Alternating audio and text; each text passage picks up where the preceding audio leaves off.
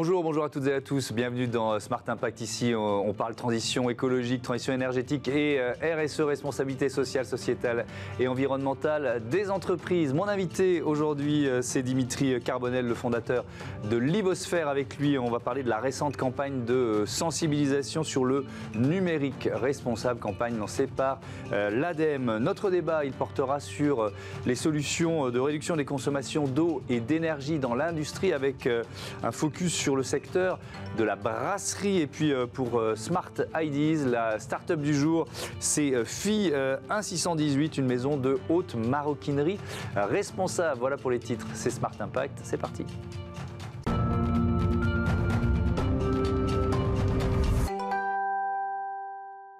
Bonjour Dimitri Carbonel. Bonjour. Bienvenue, vous êtes un habitué de nos débats dans Smart Impact. Heureux de vous accueillir ici comme invité, le fondateur de Livosphère, agence de conseil en innovation durable. Est-ce que vous diriez que c'est devenu une priorité stratégique aujourd'hui chez vos clients ? Oui, c'est devenu une priorité parce qu'auparavant, il y avait cette vision de l'innovation pour innovation. Petit à petit, les entreprises ont commencé à prendre conscience que l'innovation, entre guillemets, avait des impacts notamment environnementaux et donc font beaucoup plus la balance sur quel est l'intérêt effectivement positif de certains nombres de technologies d'innovation, mais aussi quels sont les impacts négatifs. Et derrière, c'est vraiment de faire la balance entre les deux. Ouais. Est-ce que c'était difficile ? Vous l'avez créé quand, Livosphère ? Alors, c'est en 2014. 2014. Est-ce que c'était difficile de convaincre il y a 7 ans, si on fait un 7-8 ans, un comparatif, parce que souvent la stratégie RSE c'était un peu l'image, vous voyez ce que je veux dire ? Est-ce que vous avez senti aussi cette bascule ? Alors c'est fait au fur et à mesure, et puis même moi-même, je vais être tout à fait honnête, au début j'étais vraiment sur les technologies, l'Internet des objets, et j'ai basculé il y a à peu près plus de 2 ans. Et ce qui fait que ça a basculé, c'est parce que, il y a une conscience de plus en plus forte, mais de l'autre côté, et ça c'est l'approche que j'ai, c'est pas de dire uniquement tiens c'est mal ce que vous faites, non, c'est comment on peut aligner un intérêt notamment d'entreprise avec un intérêt de l'environnement durable, notamment la réduction par exemple de l'utilisation d'un certain nombre de matières, c'est aussi un impact positif même sur les finances et les coûts de l'entreprise. Alors on est ensemble pour parler des enjeux de durabilité du secteur du numérique et je vous propose quelques chiffres pour démarrer sur les émissions de gaz à effet de serre.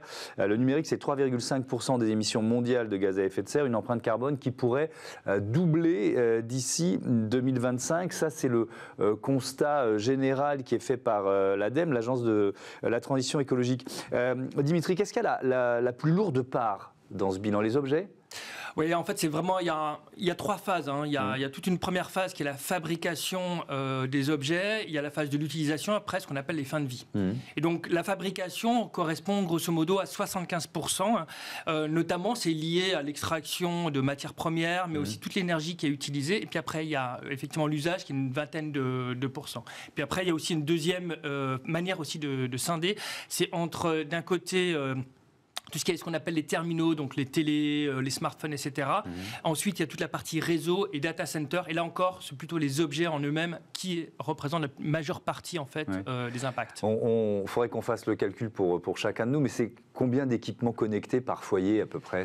Quoi les... Oui, alors en France, on en a beaucoup plus qu'ailleurs. En France, on a environ 15 objets électroniques connectés, alors qu'en Europe, c'est 9, et je crois sur le plan mondial, c'est environ 8. Donc ça montre effectivement à quel point on a ce type d'objet et à la responsabilité que l'on a. Oui, la responsabilité notamment sur le remplacement des objets. Notamment, on a pris cette habitude, alors on a bien voulu se la créer, sur nos téléphones. Si on prend les smartphones par exemple, on les remplace alors qu'ils marchent encore très bien, quoi. Oui, d'ailleurs c'est intéressant parce que l'ADEME a demandé à un certain nombre de Français s'ils remplaçaient leur téléphone alors qu'ils fonctionnaient encore. Et 88% disent que oui. 88%, c'est vraiment beaucoup. Donc, moi je suis dedans. Oui, non, mais et en fait, je pense après, c'est en train d'évoluer.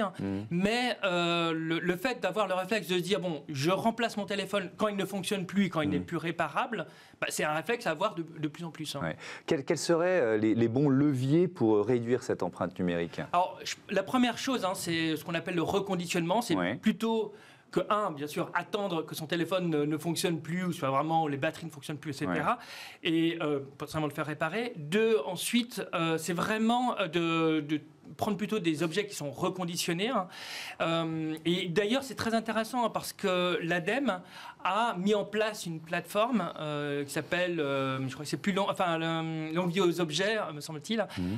C'est ça, longuevieauxobjets.gouv.fr. Oui, c'est l'adresse exacte. Et qui a justement pour objectif de montrer beaucoup de solutions pour réutiliser ces objets, peut-être trouver des acteurs où on peut acheter justement ces objets reconditionnés. Et quand même un point qui est important, c'est qu'il faut éviter ce que moi j'appelle l'effet Vinted, c'est-à-dire que tiens, j'achète un téléphone par exemple et puis au bout de 6 mois, je le remplace par un nouveau. En fait, il faut garder... En me disant, ah bon, c'est pas grave, c'est un téléphone reconditionné, quoi. C'est un téléphone reconditionné, et puis de l'autre côté, c'est pas grave parce que tout à l'heure, comme je l'ai revendu assez cher, j'ai les moyens de m'en repayer un nouveau très rapidement. Donc ça, c'est vraiment un effet auquel il faut faire très attention et garder longtemps ces objets, et puis après, effectivement... Il y a aussi un autre levier qui est l'indice de réparabilité des objets. Alors là, c'est intéressant parce que la législation vient de changer. Oui, parce qu'on a l'obligation, enfin les fabricants ont l'obligation d'avoir cet indice de réparabilité qui n'est pas parfait, mais qui a un certain nombre de critères sur est-ce que c'est facile de réparer, quels sont le coût des matières, des pièces de rechange, etc. Et là, pour que ça fonctionne, bien sûr, il faut que les consommateurs en soient familiarisés, mais la deuxième chose, c'est qu'on mette en place une infrastructure pour facile. Quand je dis infrastructure, c'est un réseau en fait de réparateurs à des coûts qui soient abordables pour les consommateurs. Et ce réseau, il n'existe pas encore tout à fait, cette filière? Ça commence, franchement. Là-dessus, moi, je voudrais vraiment saluer tout le travail que fait, que ce soit l'ADEME, il y a l'ARCEP aussi qui travaille dessus, sur la partie numérique, mais pour mutualiser, mettre en place des plateformes pour faciliter l'accès à ce type d'informations. Parce qu'en fait, c'est éparpillé partout. On a besoin notamment d'organisations comme l'ADEME pour avoir facilement accès et avoir l'information facilement. D'ailleurs, cette campagne, elle est menée par l'ADEME et l'ARCEP. Vous avez eu raison de les citer. Dans votre livre 2050, Crash ou Renaissance, qui doit sortir le mois prochain, vous abordez aussi la question de l'utilisation du numérique comme un levier environnemental. Ça veut dire quoi pour vous, ça? Oui, c'est plusieurs choses. Il y a un premier point qui est important, c'est qu'on peut utiliser le numérique pour récupérer des informations, par exemple sur sa consommation d'énergie. Imaginons qu'on ait soit des distributeurs ou des bornes relais, etc. Plutôt que de faire la tournée à chaque fois, si on a l'information qu'il faut que c'est rempli ou qu'au contraire, ça ne sert à rien d'y aller, eh bien, effectivement, on peut utiliser le numérique pour ça. Après, encore une fois, il faut bien sûr voir la balance des choses. Oui, mais c'est important de le dire, parce que c'est pas le numérique, certes, avec nos usages et avec l'explosion des objets, et de plus en plus consommateurs d'électricité, d'énergie, et donc producteurs de gaz à effet de serre, mais c'est aussi un levier d'économie. C'est ce qu'il faut avoir en tête, quoi. Oui, et toujours faire la balance. Il y a d'autres exemples. Le passoire thermique. Lorsque vous pouvez utiliser des drones pour facilement voir un immeuble, voir quels sont les lieux où il y a les plus grandes pertes d'énergie, et après se focaliser d'abord sur les bâtiments ou les appartements où il y a le plus de pertes d'énergie, plutôt que potentiellement rénover tout le bâtiment, si c'est pertinent. Ça, c'est un exemple. Après, si vous faites ça sur toute la France, partout, alors que dans certains cas, ça ne sert à rien, non. Il faut vraiment avoir des mesures adéquates et l'utilisation adéquate des technologies. Autre exemple, l'utilisation de l'intelligence artificielle pour le tri, c'est ça, pour automatiser le tri? Vous avez des exemples en tête? Oui. Un des gros problèmes aujourd'hui, notamment dans le domaine du textile, c'est qu'il y en a beaucoup qui sont effectivement envoyés au Ghana pour d'autres raisons, parce que le tri en France coûte cher.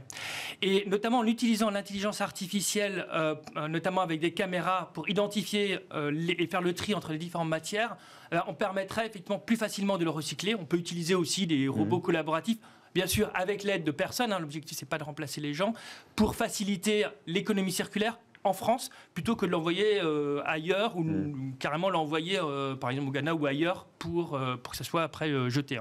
Alors l'avenir du numérique, c'est sans doute le métaverse. En tout cas, c'est le pari que fait par exemple le patron de Facebook, Mark Zuckerberg, en renommant son groupe Meta. Est-ce que c'est potentiellement, là encore, si on ne prend pas les précautions, si on ne fait pas attention, une catastrophe sur le plan environnemental? Alors, sur le plan individuel, on va dire, c'est comme créer un paradis artificiel. Il y a Ready Player One, notamment, qui est un film, où grosso modo, c'est l'enfer autour de vous, mais vous êtes dans une sorte de paradis artificiel.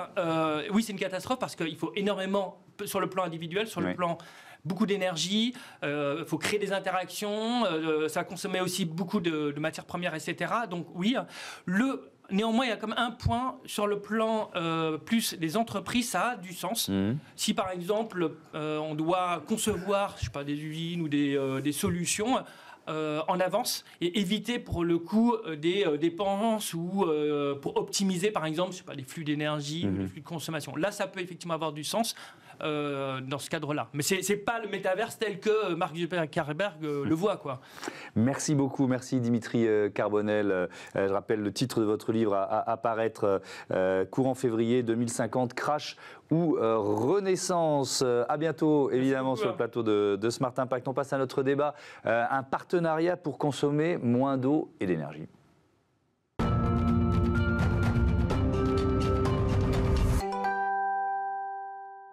Le débat de Smart Impact avec Fabrice Schnell, bonjour, bienvenue. Vous êtes directeur technique de la brasserie Licorne. À vos côtés, Cyril Charpentier. Bonjour, responsable marché industrie chez BWT France Région Nord-Est. Alors, petite présentation pour démarrer, la brasserie Licorne.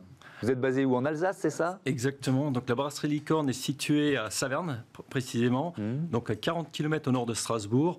C'est une entité familiale. On est une PME, 250 salariés au total. On brasse 100 millions de litres de bière par an. C'est une entreprise qui existe depuis longtemps? Oui, donc parce que la bière fait partie des traditions locales. Exactement. Donc l'Alsace est une terre brassicole. Bien sûr. Donc la brasserie, elle existe depuis 1845. Ouais. Donc elle a grandi, elle a eu plusieurs histoires et on a une autorité régionale. Est-ce que les enjeux de consommation d'eau et d'impact carbone, est-ce qu'ils sont récents dans ce secteur? Ou est-ce que finalement vous aviez commencé à les intégrer, à les adresser depuis plusieurs années? Oui, on avait démarré il y a déjà 2-3 ans, 4 ans peut-être même déjà, à réfléchir sur différentes techniques de mise en œuvre pour en faire des économies d'eau, des économies énergétiques, ayant une empreinte, aussi une démarche RSE. Ouais. Et on va voir comment vous avez accéléré ce processus avec BWT. Cyril Charpentier, Best Water Technology, c'est un groupe autrichien, c'est ça? Oui, c'est un groupe autrichien, leader dans le traitement de l'eau. On intervient sur différents marchés, le traitement de l'eau dans la maison, le bâtiment et également en industrie, en proposant des solutions complètes, généralement effectivement écologiques, innovantes, et on a à cœur effectivement d'accompagner le client, qu'il soit un particulier ou un industriel, dans un usage juste de l'eau et vraiment mieux utiliser l'eau pour plus de performances environnementales et puis également énergétiques, en l'occurrence pour le projet de la brasserie Licorne. Ouais, donc l'objectif c'est d'économiser l'eau et donc de faire aussi des économies sonnantes et trébuchantes, j'imagine, ça va de pair. Hein. Donc, alors l'eau, c'est vraiment un des solvants qui est le plus utilisé en agroalimentaire, mais dans toute l'industrie. Effectivement, il y a un impact important parce qu'il est à la fois utilisé comme ingrédient dans la bière, mais il est également utilisé comme fluide caloporteur, donc porteur d'énergie pour du froid et du chaud. Donc, impacter ses consommations en eau et réduire ses consommations en eau, c'est in fine également faire des économies d'énergie. Alors Fabrice Schnell, c'était quoi votre cahier des charges, votre objectif? Donc notre cahier des charges, c'était effectivement de réduire notre consommation d'eau. Donc ça s'inscrit dans cette démarche de la préservation des matières premières, des ressources. Donc on a fait cette aventure avec BWT. Donc améliorer la qualité d'eau nous a permis de réduire de 10% notre consommation d'eau au niveau de la chaudière. Donc ça, c'est avéré. Donc on est passé de 25 à 15 mètres cubes jour. Et on a également, ça a également impacté l'économie de gaz du fait de la qualité d'eau. Ça nous a réduit la consommation de gaz. Donc ça, c'est un bilan, ça a commencé il y a quoi, il y a 2 ans, c'est ça? Donc l'aventure, effectivement, a commencé il y a à peu près 2 ans. En fin 2019, on a mis en route. Donc en fin 2020-2021, on a pu faire les premiers bilans. Ils sont positifs et... Donc non, c'est une technologie avérée. Est-ce que vous vous attendiez à un gain aussi rapide et peut-être aussi important? Oui, peut-être pas aussi important. Et on espérait, on va dire la pratique a confirmé la théorie. Donc On était parti sur une économie de 10%, donc elle est réalisée. Il y a une économie de gaz qui était également à la hauteur de nos attentes. Donc effectivement, donc ça a bien matché, quoi. Cyril Charpentier, ça passe par quoi? De l'équipement d'abord? Oui, alors ça passe déjà par de l'étude, effectivement, parce que bien évidemment, il va falloir intégrer puis projeter cette installation quelque part dans son fonctionnement futur. Une des complexités du projet était d'intégrer cette nouvelle installation dans des installations existantes qui étaient plutôt exiguës, donc une vraie contrainte de mise en place de la technologie matérielle. C'est effectivement se projeter également sur les consommations futures et puis monter aussi un vrai plan quelque part de construction du projet, notamment par la mise en place de dispositifs d'aide type certificat d'économie d'énergie qui permettent justement aussi d'accompagner le financement global du projet. Alors ça, je vais y venir au certificat d'économie d'énergie, mais pour peut-être sans être trop technique si c'est possible, mais on sait quelle technologie, qu'est-ce qui permet de faire ces économies en fait? Ce qui permet, pour le vulgariser, ce qui permet vraiment de faire ces économies, c'est d'améliorer la qualité d'eau qu'on va utiliser pour alimenter la chaudière vapeur. Donc pour ça, en fait, on va utiliser une technologie de filtration sur des membranes semi-perméables spécifiques qui vont avoir cette capacité de laisser passer la molécule d'eau et de retenir les sels minéraux. Quand on produit de la vapeur, l'eau va s'évaporer pour faire de la vapeur et les sels minéraux vont s'accumuler dans la chaudière. Et pour éviter d'avoir des précipitations ou des problèmes au niveau du fonctionnement, on est obligé de purger cette chaudière, donc de ramener de l'eau neuve. Et bien évidemment, quand on alimente ces chaudières vapeur avec une eau de meilleure qualité, on va pouvoir purger beaucoup moins. Et du coup, cette purge, c'est de l'eau très chaude qu'on va éviter. Et du coup, ces 15 mètres cubes par jour qu'on ne rejette plus aujourd'hui, c'est autant d'énergie. C'est de l'ordre de 500 mégawattheures par an qui ne sont pas rejetés au niveau de la purge. Sans parler de l'impact aussi environnemental, parce que bien évidemment, l'eau qui est utilisée dans les chaudières est aussi traitée avec des adjuvants spécifiques justement pour éviter de corroder et puis d'abîmer les équipements. Donc c'est aussi autant de rejets en moins derrière pour la brasserie. Fabrice Schnell, est-ce que ça passe aussi par les usages? Est-ce que dans la formation des équipes, des collaborateurs, est-ce qu'il y a une forme de prise de conscience des économies qu'on doit faire, qu'on peut faire?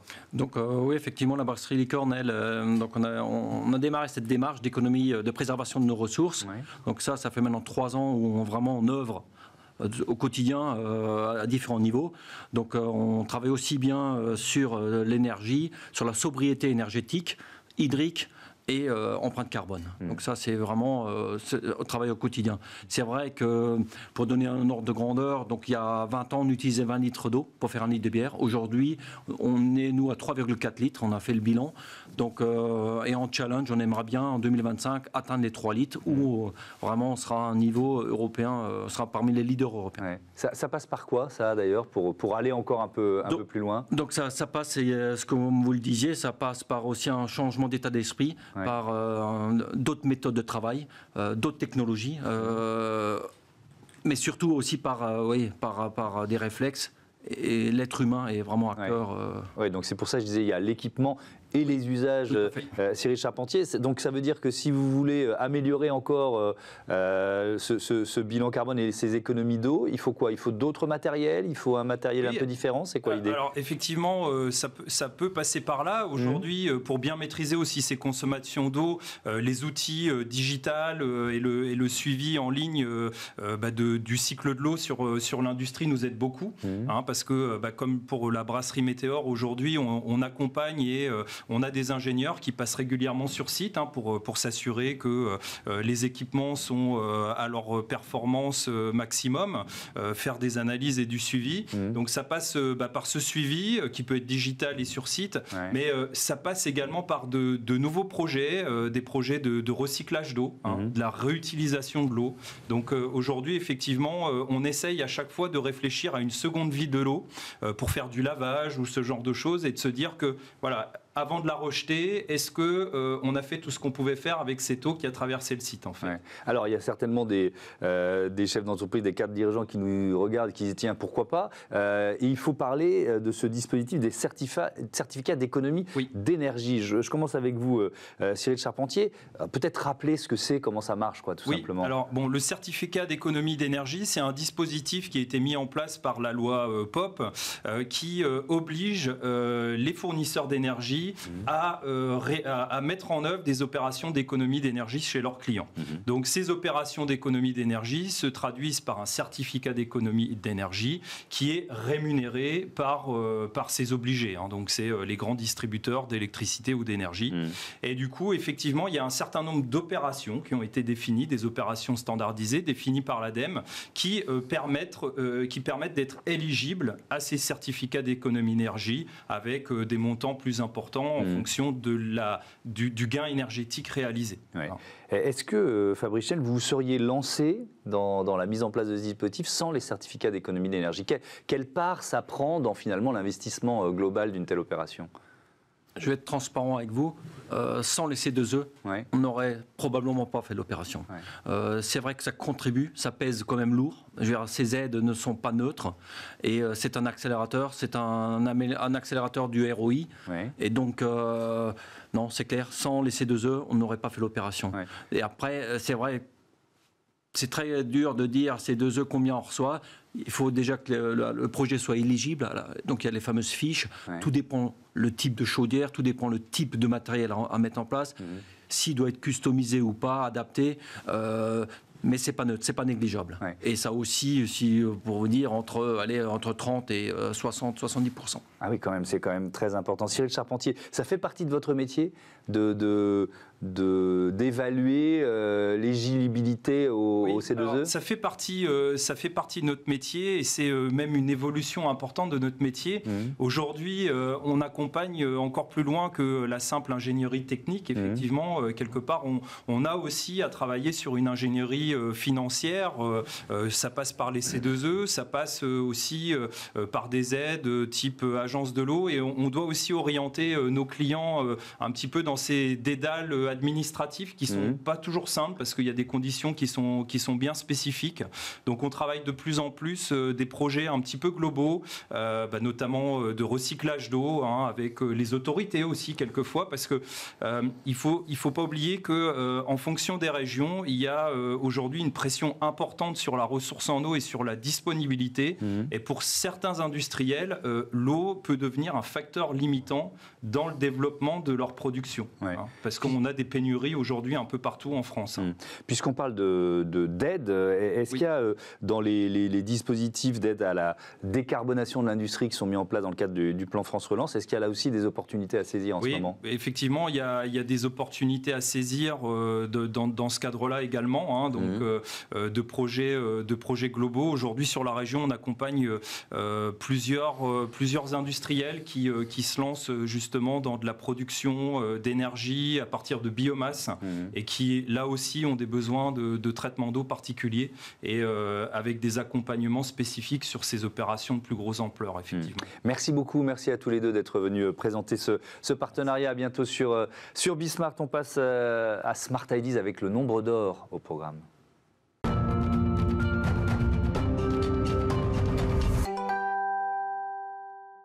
Bonjour Juliette Angeletti, bienvenue. Bonjour Thomas. Vous êtes la créatrice de FI 1618, c'est le nombre d'or, 1618.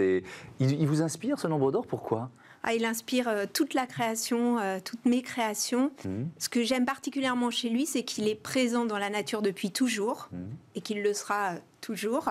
Et il est présent aussi dans les grandes œuvres des artistes comme Léonard de Vinci, qu'il a utilisé dans L'Homme de Vitruve, ou Dali dans La Seine, ou Le Corbusier dans La Cité radieuse. Et en fait, comme ce nombre existe depuis tout le temps, c'est aussi un ancrage pour moi parce que quand j'ai créé FI 1618, j'ai voulu créer une maison de haute maroquinerie, mais éco-responsable et fabriquée en France. Oui, on va venir évidemment dans le détail. Vous êtes juriste international de formation. Moi, j'adore les bascules comme ça. De quand elle date, cette passion pour la maroquinerie ? Alors, en fait, j'ai toujours été passionnée par tout ce qui est manuel, en parallèle de mes différents métiers, qui étaient plutôt intellectuels, puisque j'ai travaillé dans les médias aussi. J'ai toujours eu cet équilibre de réalisation manuelle, que ce soit du dessin, que ce soit de la couture, de la broderie, de la peinture et de la maroquinerie. Donc, je suis devenue artisan d'art, en fait, donc artisan maroquinier. Ouais. Et alors donc, vous êtes venu avec certains de vos modèles. Il y en a un qui m'intrigue, c'est celui qui est le plus proche de vous. Qu'est-ce qu'il a de particulier, ce modèle? Alors celui-là, c'est un modèle que j'ai développé avec 2 maîtres artisans, que sont Junior Frise-Jacquet, qui est un maître origamiste, et Karen Grégorian, qui est un maître plisseur. Pourquoi? Parce que c'est un sac, si on le voit, voilà, qui est toujours sur la base du nombre d'or, c'est une seule pièce. Quand on divise le côté par longueur par largeur, c'est 1,618. Et c'est un sac à mémoire de forme. Je vous fais l'exercice. Tac! Ok. Donc maintenant, vous ne le voyez plus puisqu'il est plié. Oui. Mais c'est un sac qui est pliable. Donc c'est un sac qui jusqu'alors n'existait pas. Et je me posais la question. En fait, le maître plisseur réalise toujours des moules en carton à la main. Et tous les 5 sacs, il faut refaire un double moule. Donc industriellement, c'est impossible. Ce qui fait que, comme moi, j'ai toujours fait des séries limitées et numérotées, ça allait parfaitement avec la maison et puis aussi les attentes de clientes, parce que ça, c'est essentiel pour moi. Alors, je voudrais qu'on parle, on est dans Smart Impact, de vos engagements éco-responsables. Ils prennent quelle forme? Quelles actions vous menez? Alors, l'origine des cuirs est éco-responsable. Comment est-ce qu'un cuir peut être éco-responsable? En fait, je source ces cuirs auprès des stocks qu'on appelle dormants, des grandes maisons de luxe françaises. Donc, ce sont des stocks qui auparavant étaient détruits par crainte de la copie et qui sont maintenant rendus accessibles à des personnes de confiance, en fait. Donc, j'ai des qualités de cuir qui sont c'est des peaux entières, de qualité exceptionnelle. J'utilise exclusivement du cuir de veau pleine fleur. Donc, ça, c'est la partie éco-responsable pour le produit. La fabrication française, forcément, est aussi éco-responsable, puisque l'empreinte carbone des produits que je crée est limitée. Je crée à la fois en Touraine et à Cholet, à 200 km de Paris, en fait. Ça veut dire que ces talents, ils existent toujours en France parce qu'on a une industrie du luxe qui est florissante, Oui, ils existent, et un des objectifs de FI 1618, c'est de faire rayonner ce savoir-faire. Et ces talents existent en France et ils sont même encore plus reconnus à l'international. C'est-à-dire qu'aux États-Unis, par exemple, où la marque est distribuée, c'est une vraie valeur que l'artisanat et le savoir-faire français. C'est quoi votre réseau de distribution? On les trouve où, vos sacs? Alors, j'ai un double réseau de distribution qui est physique et digital. J'ai ouvert récemment une boutique à Paris, rue du Bac. Et puis, donc, j'ai des revendeurs aussi en France, physique, aux États-Unis, au Japon, en Italie. Donc, j'augmente, enfin, je cherche à développer ce réseau-là. Et puis, en digital, de la même façon, je suis présente sur notre site, mais également sur des plateformes, par exemple, en Asie, en Chine. Voilà. Et avec, à venir, une collaboration avec une maison de haute couture. C'est quoi l'idée?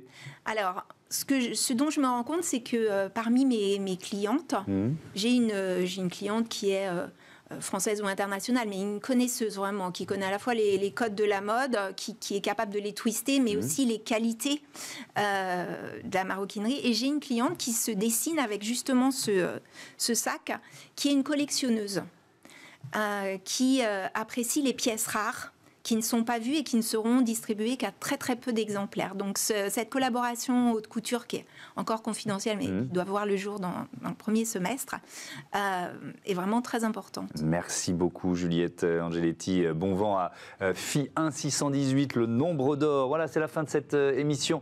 Je voudrais remercier Joséphine Dacoury à la production, à la programmation et au bon anniversaire, puisque c'est son anniversaire. Bon anniversaire Joséphine, merci d'être là à mes côtés tous les jours pour ce Smart Impact. Je vais remercier aussi Eden Walson qui était à ses côtés, Elisa Bernardo à la réalisation, Héloïse Merlin au son, équipe 100% Girl Power aujourd'hui, ça fait du bien. Salut.